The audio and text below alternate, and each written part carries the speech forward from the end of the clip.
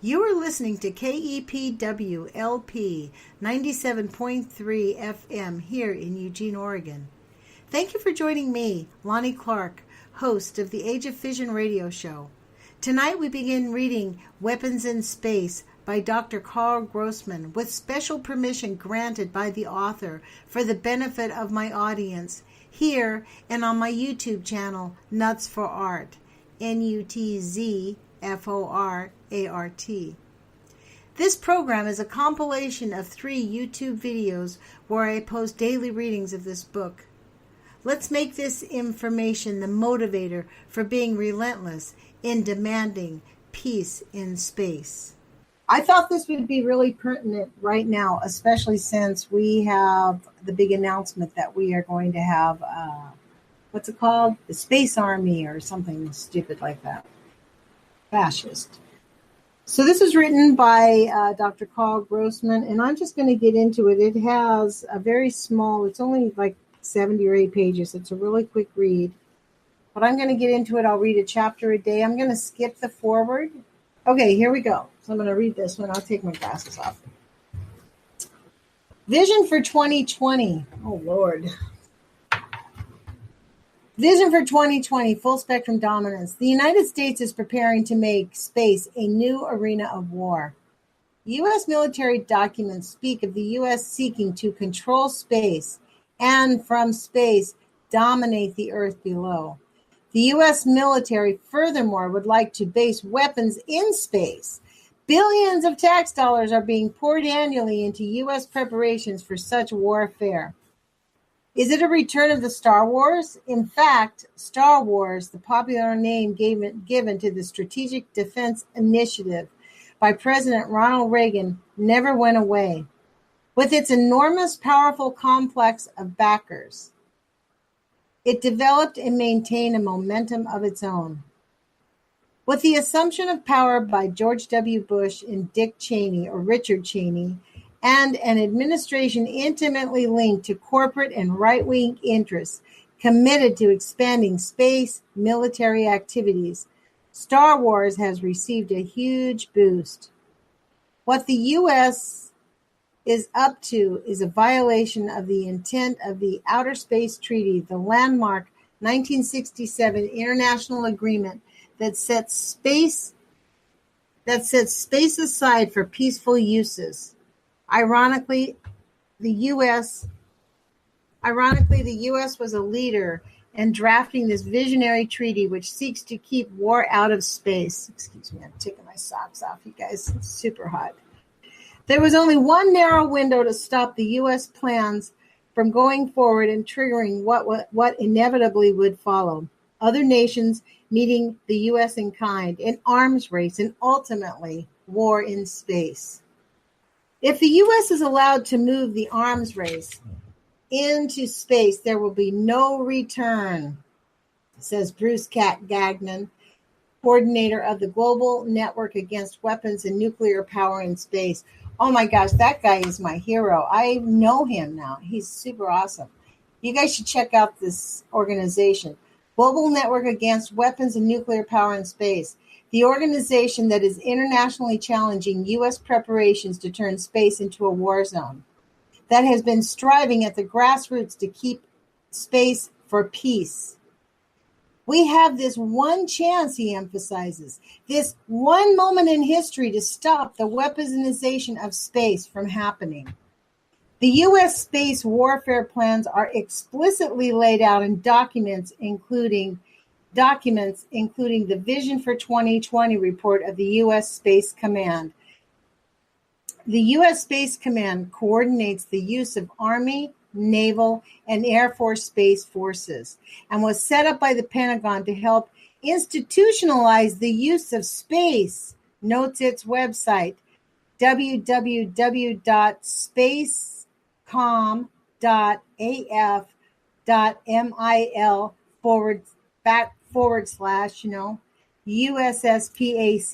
PACE, US PACE. Wow. This is on page 11 for those of you that want to look this up. Maybe you might find it. It's www.spacecom.af af.mil/USS-PACE. And that's on HTTP. The multicolored vision for 2020 features a laser weapon firing a beam from space, zapping a target below. Its cover is reprinted here because U.S. preparations for space warfare are so unbelievable, so incredible that it is best to see the actual documents firsthand. You can fully download this and many of the documents noted from this book from the U.S. Space Command website. The military is so brazen about its plans for space war, it displays them publicly online. Visions for 2020 starts with the wording that crawls as in the beginning of Star Wars movies. U.S. Space Command dominating the space dimensions of military operations to protect U.S. interests and investment. Integrating space forces into war-fighting capabilities across the full spectrum of conflict. Vision for 2020, issued in 1996, compares the U.S. effort to control space and Earth below on how centuries ago, quote, nations built navies to protect and enhance their commercial interests, unquote. How great empires of Europe ruled the waves and thus the world. And Visions of 2020 stresses the global economy. The globalization of the world economy will also continue with the widening gap between haves and have-nots, says the U.S. Space Command. Wow, they're actually acknowledging it. The view is that by controlling space and the Earth below, the U.S. will be able to keep those have-nots in line. I love Karl Grossman. He's awesome. The U.S. Space Command is rating itself to be the enforcement arm of the global economy, says Bill Schultzman, Director of Citizens for Peace in Space, the group challenging U.S. space military activities in Colorado Springs, Colorado, where the U.S. Space Command is headquartered. The U.S. military not only acknowledges, it proudly proclaims that U.S. corporate interests are involved in setting U.S. military doctrine. President Dwight Eisenhower warned in his farewell address to the nation in 1961 of the military-industrial complex. That linkage has stressed the U.S. Space Command's long-range plan. The long-range plan, also starting out with a Star Wars-like type, states the long-range plan has been the U.S. Space Command's number one priority for the last 11 months, investing nearly 20 man-years to make it a reality. The development and production process, by design, involved hundreds of people, including about 75 corporations. This is our real reality, you guys. So this whole war machine is going on outside of our knowledge, our consent. And frankly, if we did try to consent, what did he say? Targeted use towards us. The U.S. will be able to keep those have-nots in line. That is a phrase I love. Oh, Lord. You don't need to do much investigating to find out the identities of those corporations. The long-range plan provides a list, beginning with the Aerojet, continuing through Boeing, Hughes Space, Lockheed Martin, Rand Corp, Raytheon, Sparta, and TRW to Vista Technologies. The long-range plan, issued in 1998, explains in its introduction that Vision for 2020 guides how military space strategy will evolve in the 21st century and is the command for measuring the progress U.S. Space Comm, U.S. Space Command, that's what it's called. and its components. To carry out the vision, we have developed a very ambitious and much-needed long-range plan. Now is the time, says the long-range plan, to begin developing space capabilities, innovative concepts of operations for war fighting, and organizations that can meet the challenges of the 21st century. Even as military forces have become more downsized in the 1990s, their commitments have steadily increased. As military operations become more lethal, space power enables our streamlined forces to minimize the loss of blood and national treasure. Space power in the 21st century looks similar to previous military revolutions, such as aircraft carrier warfare and blitzkrieg. These guys are completely insane. They are comparing space war to just like blow each other up. This is just shocking. Why am I shocked? I'm always like knock my socks off. Let me see how far this chapter goes. I just can't believe that they're comparing this to regular warfare. The time has come to address among war fighters and natural policymakers, the long-range plan goes on. The emergence of space is a center of gravity for DoD, the Department of Defense, and the nation. We must commit enough planning and resources to protect and enhance our access to and use of space. Although international treaties and legalities constrain some of the long-range plan's initiatives and concepts, our abilities in space will keep evolving as we address these legal, political, and international concerns. Not to worry about international law, says the U.S. Space Command. It'll be taken care of. The long-range plan, amid boxes containing quotes such as this from General Ronald Fogelman, Air Force Chief of Staff, I think that space in and of itself is going to be very quickly recognized as the fourth dimension of warfare, and makes a series of declarations, such as, read this, the United States will remain a global power and exert global leadership. It is unlikely that the United States will face a global military peer competitor through 2020. The United States won't always be able to forward base its forces. Widespread communications will highlight disparities in resources and quality of life, contributing to unrest in developing countries. The global economy will continue to become more interdependent. Economic alliances, as well as the growth and influence of multinational corporations, will blur security agreements. The gap between have and have-not nations will widen, creating regional unrest.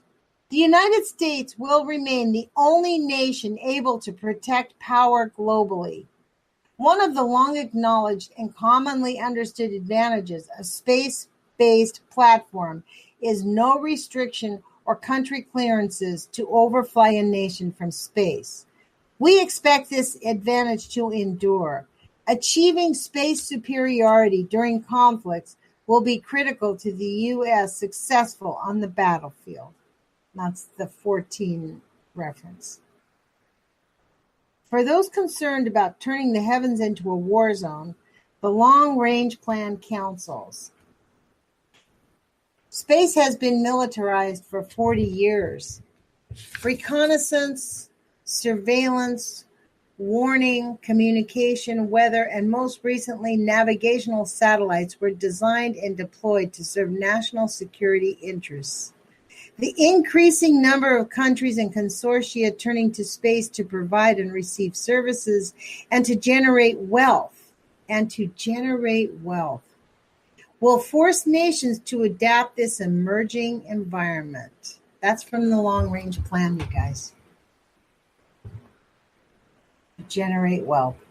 The long-range plan then continues on for more than 100 pages detailing the U.S. plans for, quote, control of space, unquote, quote, full spectrum dominance, unquote, quote, full force integration, unquote, and, quote, global engagement, unquote.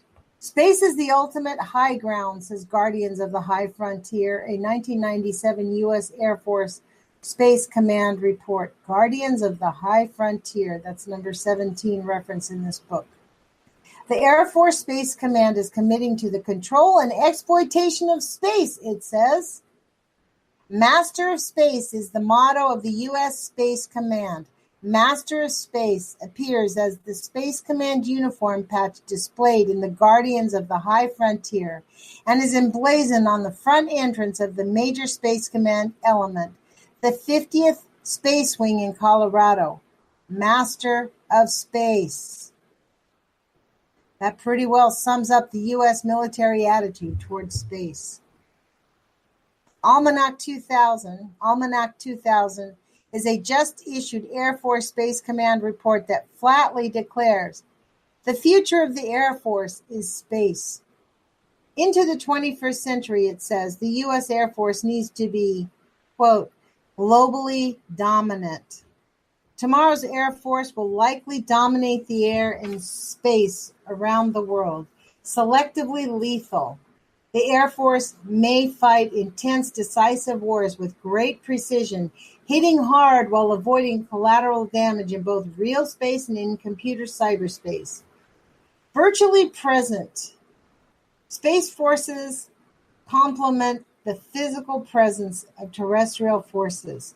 Although they are not visible from the ground, space forces provide virtual presence through their ability to supply global mobility, control the high ground, support for versatile combat capability, and ensure information dominance and sustained deterrence.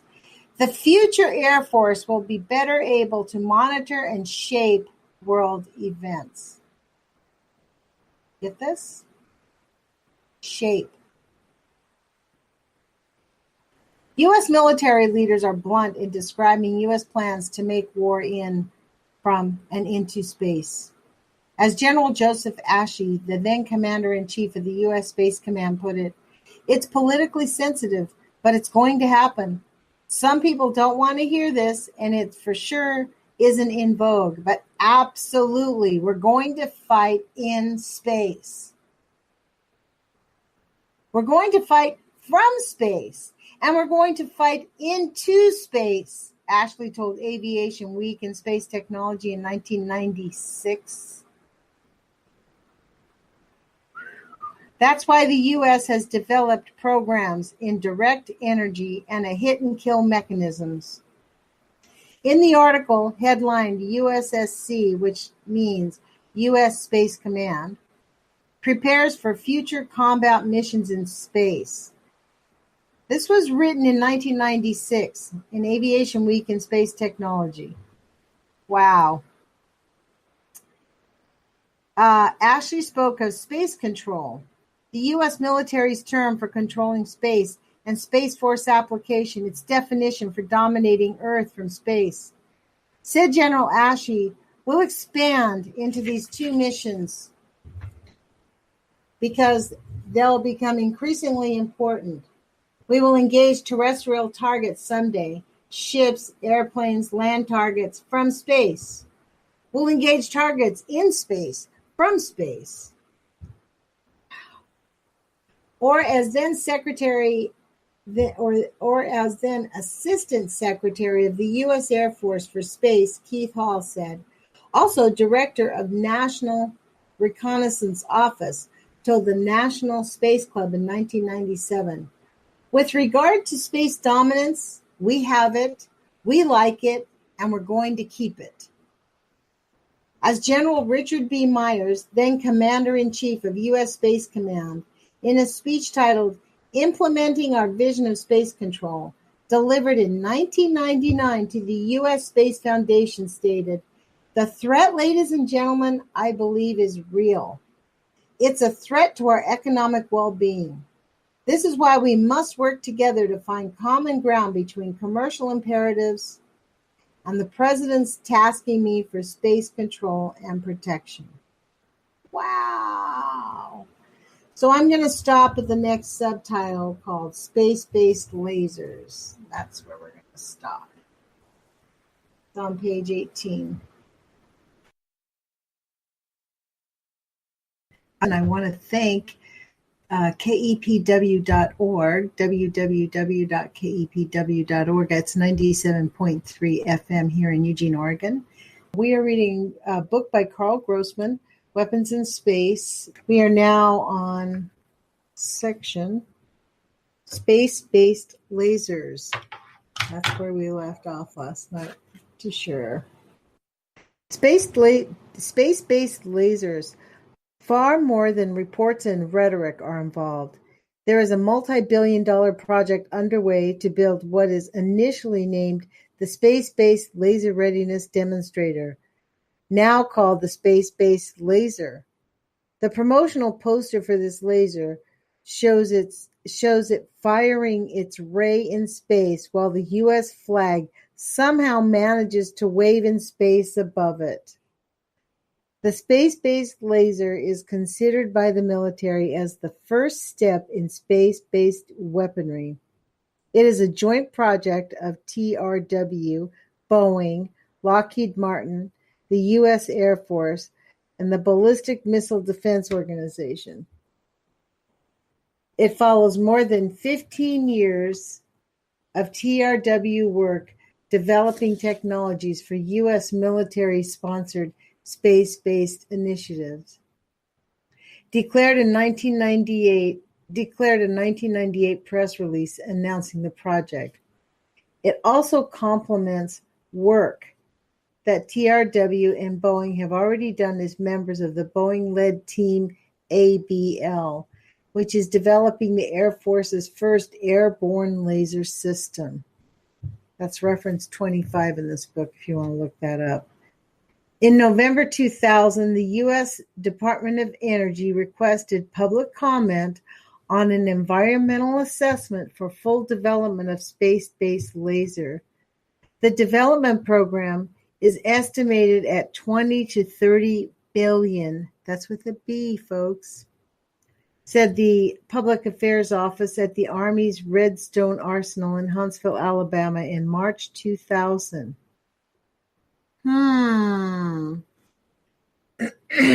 Okay. It said Redstone, base of the U.S. Army Aviation and Missile Command, was among the 4 finalists for the Space-Based Laser Test Facility.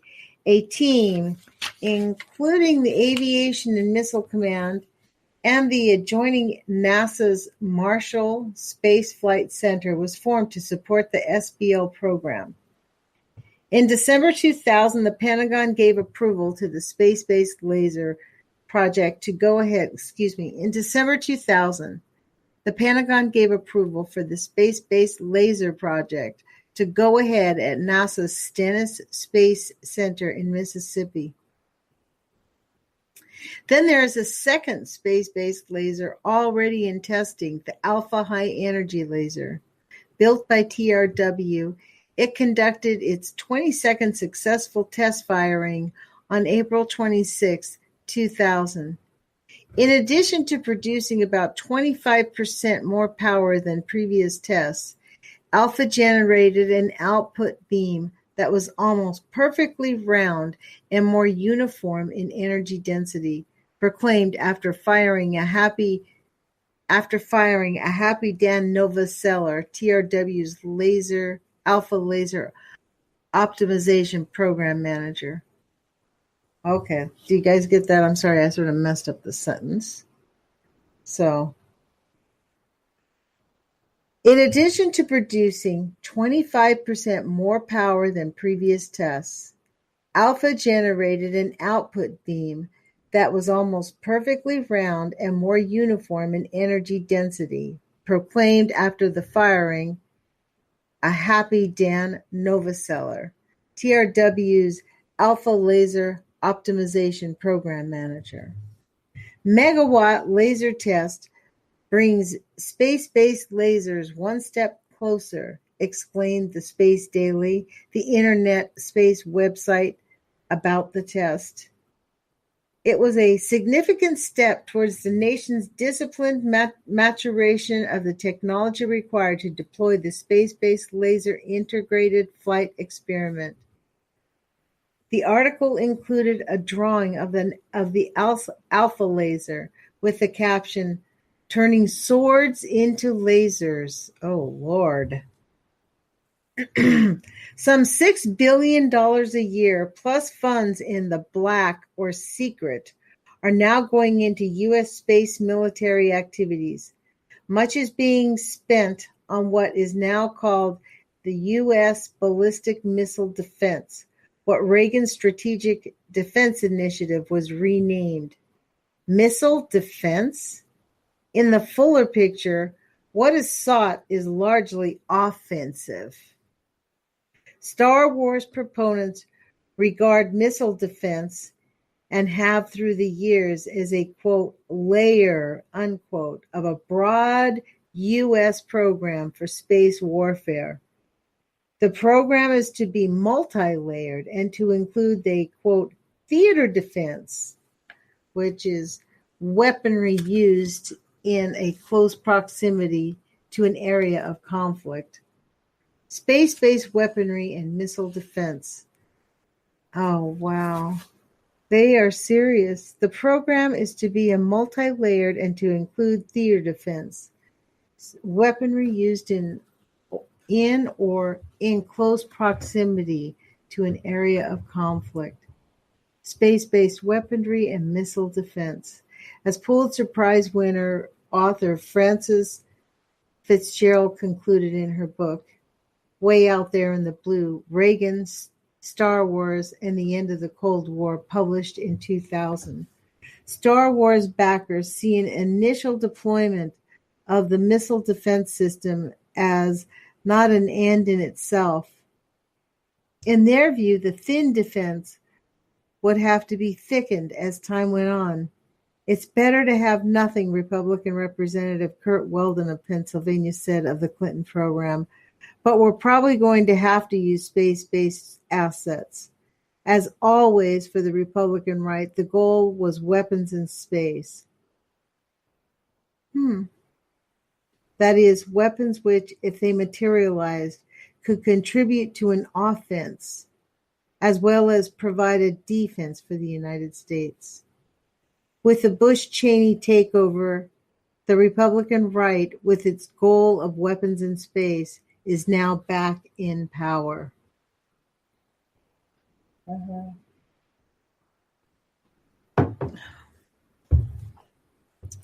Preventing an arms race in space.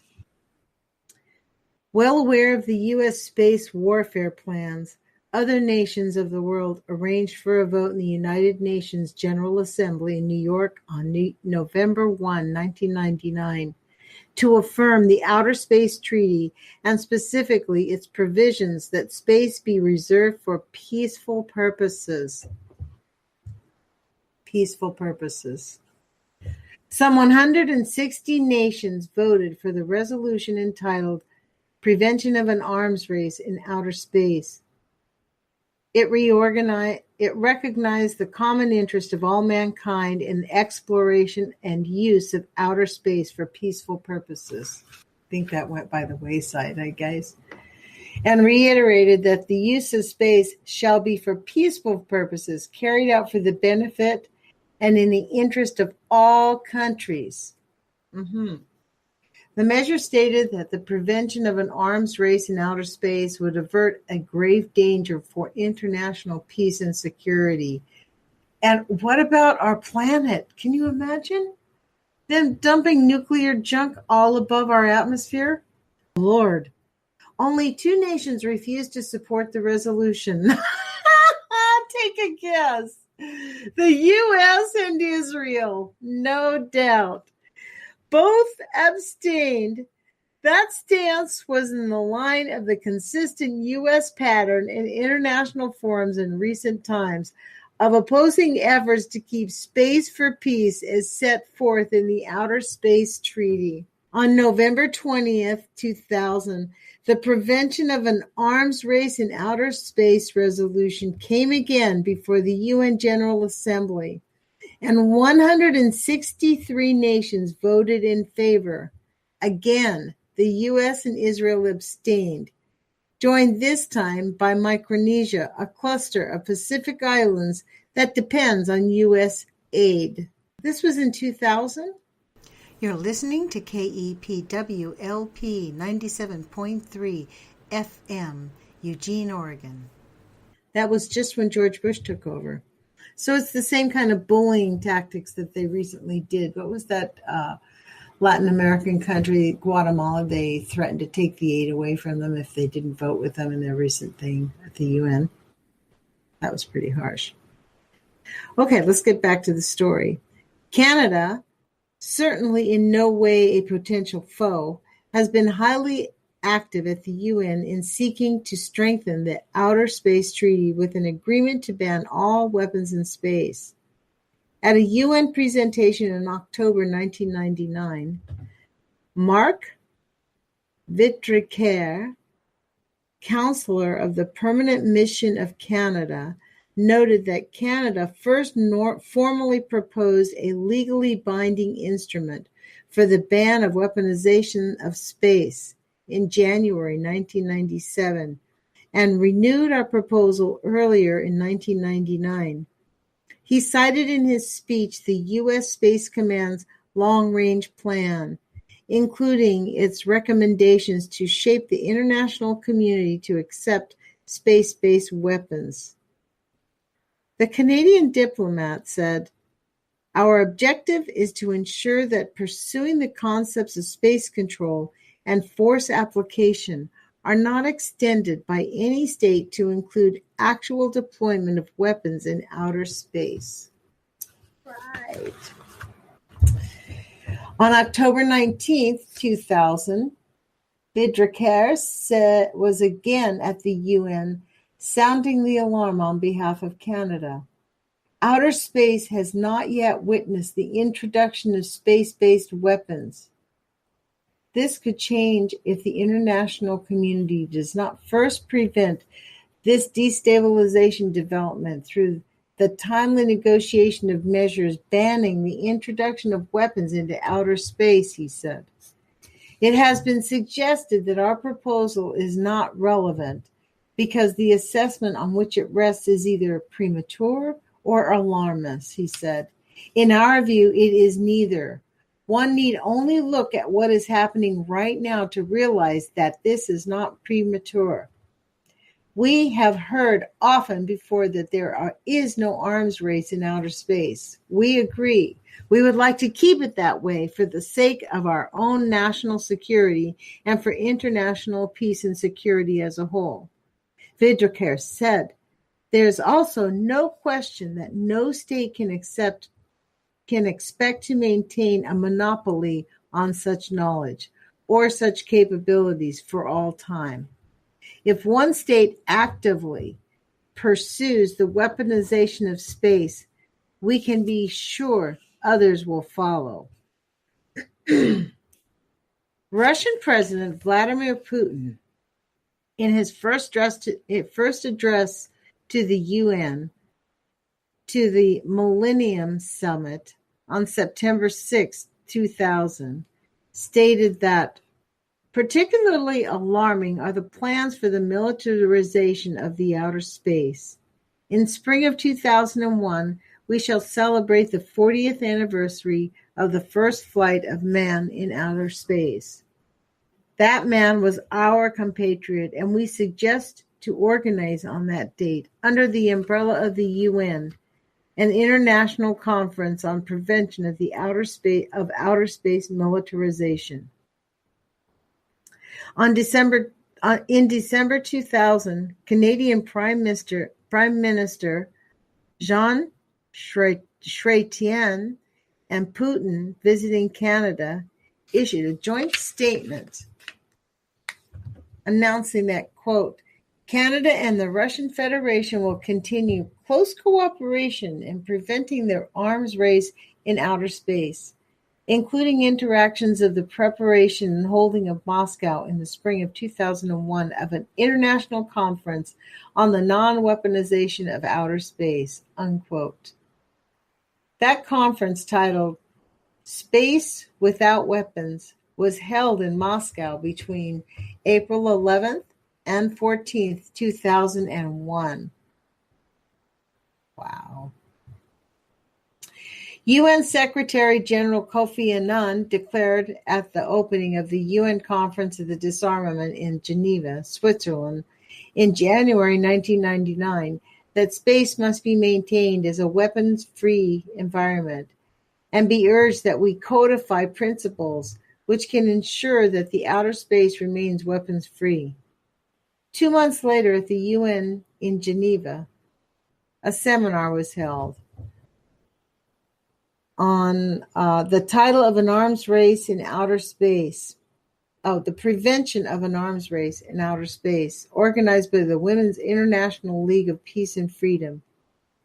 It began as a presentation by me on an overview of the current stage of militarization of outer space that included the information I've conveyed so far in this publication. Wow. Well, maybe what I'll do is I will read the last two paragraphs because that's kind of a theme of an idea here.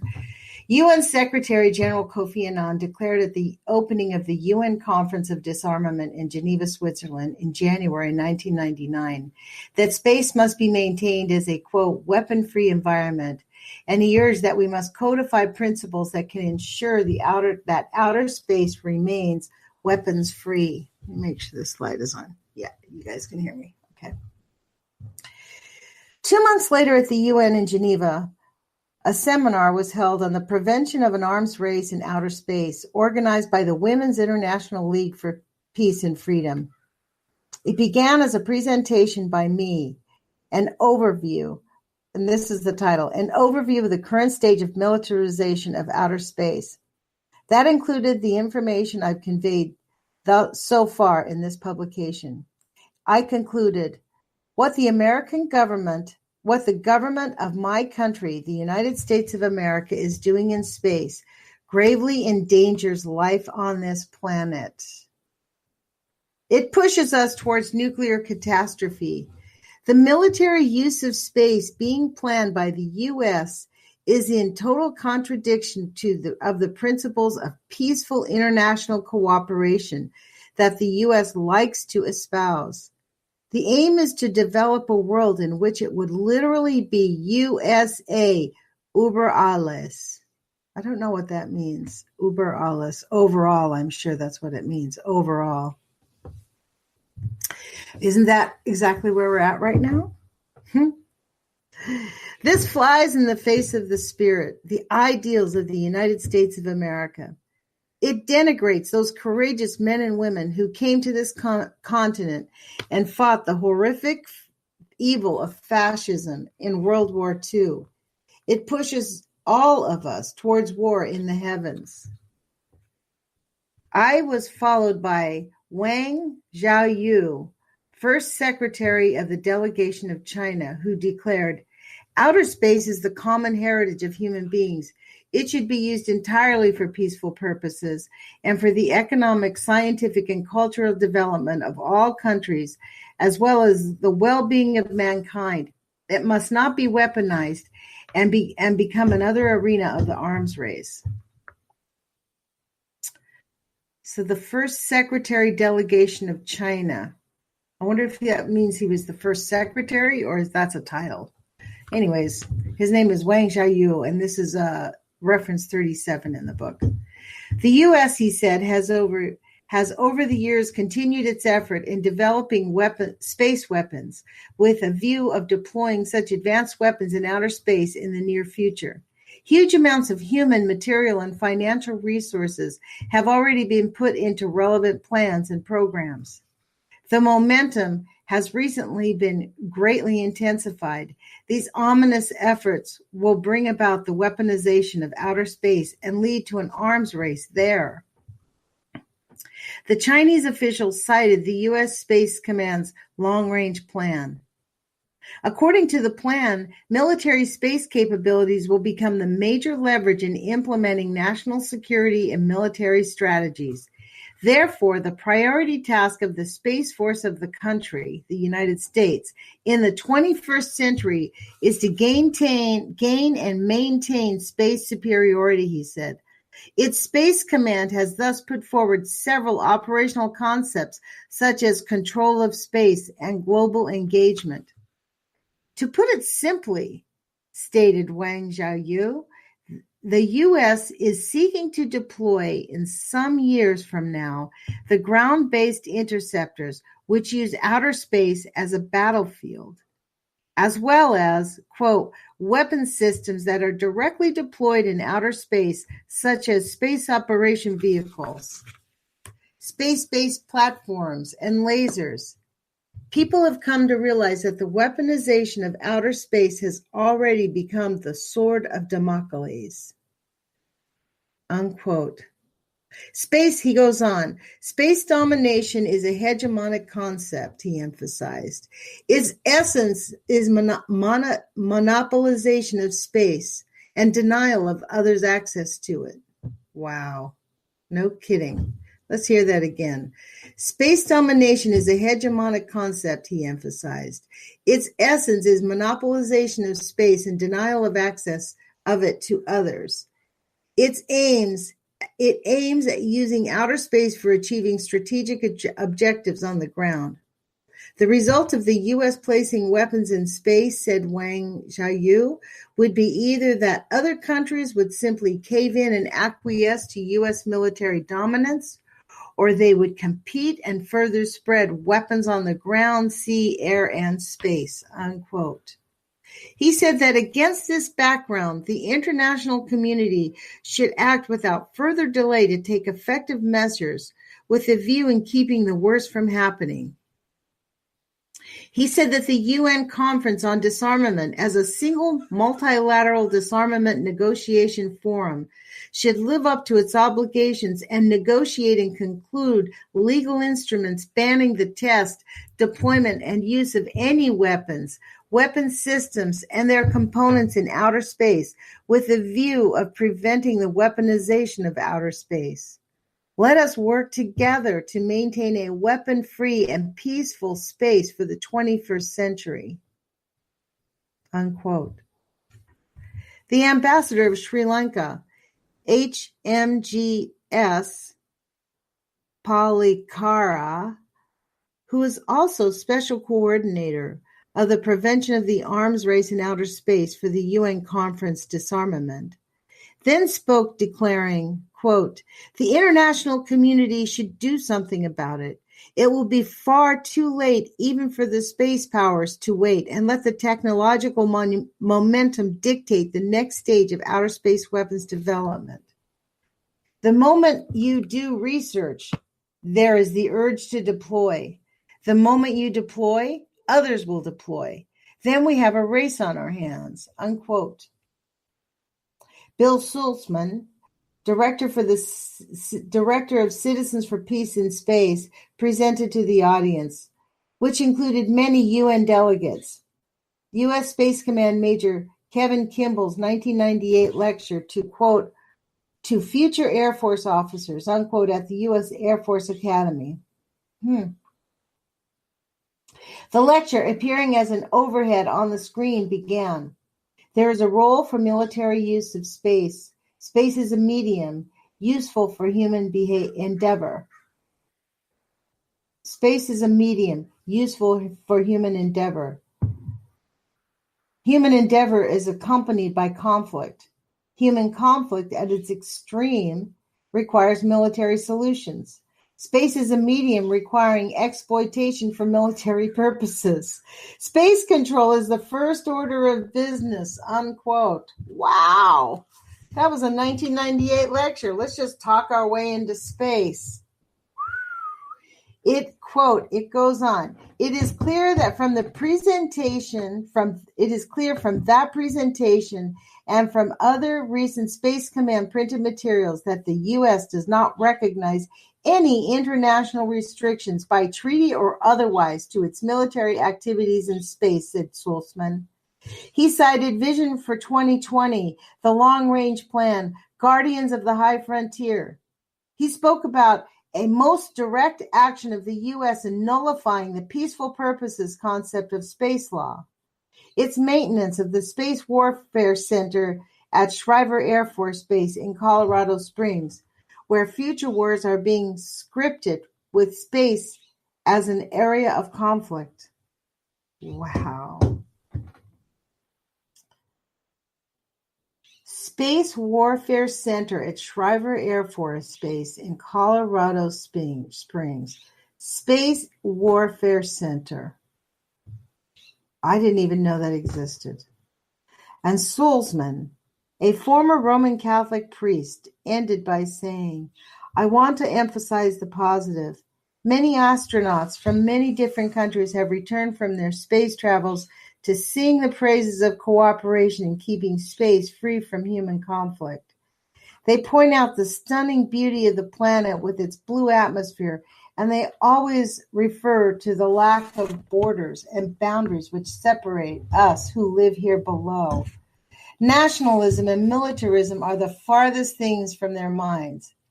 We need to build on that spirit as we try to work together in the future to keep space as the common heritage of all humankind and reserve it for peaceful purposes. Also making a presentation was Helen John of the Menwith Hill Women's Peace Camp, who has been arrested many times for protests at the Menwith Hill military facility, a key command and control component of the U.S. military program and communications surveillance center located in North Yorkshire in the United Kingdom. Okay, sorry to drag this on, but I want to repeat where this is. She has been arrested many times. Also making a presentation was Helen John of the Menwith Hill Women's Peace Camp, who has been arrested many times for protests at the Menwith Hill military facility, a key command and control component of the U.S. space military program, a key command and control component of the U.S. space military program, and a communications surveillance center located in North Yorkshire in the United Kingdom. We who have protested outside the base at Menwith Hill at a Grenham-style women's peace camp for the past 5 years cannot imagine how the international community can allow this to continue, said John. This kind of power and this kind of spy technology is beyond Hitler's wildest dreams. Following in the Führer's footsteps, the USA now intends to dominate space to protect the American military and the American business and commercial interests, having stolen everyone else's.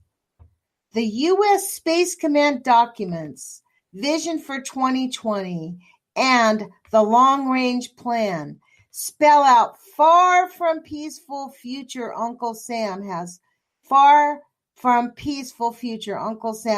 out for the rest of us. It also involves increasing uses of deadly plutonium to produce the power sources for laser weapons. Werner von Braun and Edward Teller's dream of orbiting battle stations is about to come true, unquote. Women's International League for Peace and Freedom issued a statement declaring that, quote, we see outer space as an integral part of the common heritage of humankind. All scientific exploration and any other use of outer space should be for civilian research only, with a view to furthering the well-being of humanity and not for the destruction of life and the environment, unquote. The following day at the UN Conference of Disarmament, Li Changhe, ambassador for Disarmament Affairs of China, noting that the U.S., quote, in recent years has been intensifying its efforts in developing and testing weapons and weapon systems in outer space, unquote, thus making prevention of an arms race in outer space a more pressing issue. formally proposed an international legal instrument banning the test, deployment, and use of any weapon system and their components in outer space, with the view of preventing the weaponization of outer space, unquote. My delegation requests that this be circulated as an official document of the Conference of Disarmament, said the Chinese diplomat, on the floor of the historic council chamber at the UN in Geneva, a room built for the UN's predecessor, the League of Nations, bedecked with murals illustrating the struggles and accomplishments of humanity. We are ready to listen to the views and positions of all parties and to make joint efforts in promoting substantive progress. From the floor, country after country declared their support. However, the U.S. has refused to back this measure or the Canadian resolution to ban weapons in space. Because the Conference on Disarmament works on a consensus basis, U.S. obstinacy has frozen movement on this critical issue, and still has, folks. Ironically, it was the U.S. that was originally involved in initiating the Outer Space Treaty, according to Craig Eisendrath, the former U.S. State Department official who helped in its creation. Keeping space weapons free was the original intent of the treaty, says Eisendrath. The Soviet Union, slip of the tongue here, huh? The Soviet Union has launched its Sputnik satellite in 1957, and we ought to de-weaponize space before it got weaponized. And we sought to de-weaponize space before it got weaponized. Not bad. I think I'm going to stop. I think I'll stop there because I'm going to go back and reread that. We've stopped at page 30. I hope you enjoyed the reading of the first 30 pages of Weapons in Space by Dr. Karl Grossman. We will continue reading in subsequent shows. I will also be reading Dr. Helen Caldicott's book, The New Nuclear Danger. Let this information keep us relentless in demanding peace in space. You've been listening to the Age of Fission radio show with your host, Lonnie Clark, here on KEPW-LP 97.3 FM here in Eugene, Oregon. Listener-sponsored radio. If you like what you've heard, go to our website, www.kepw.org, and hit the donate button.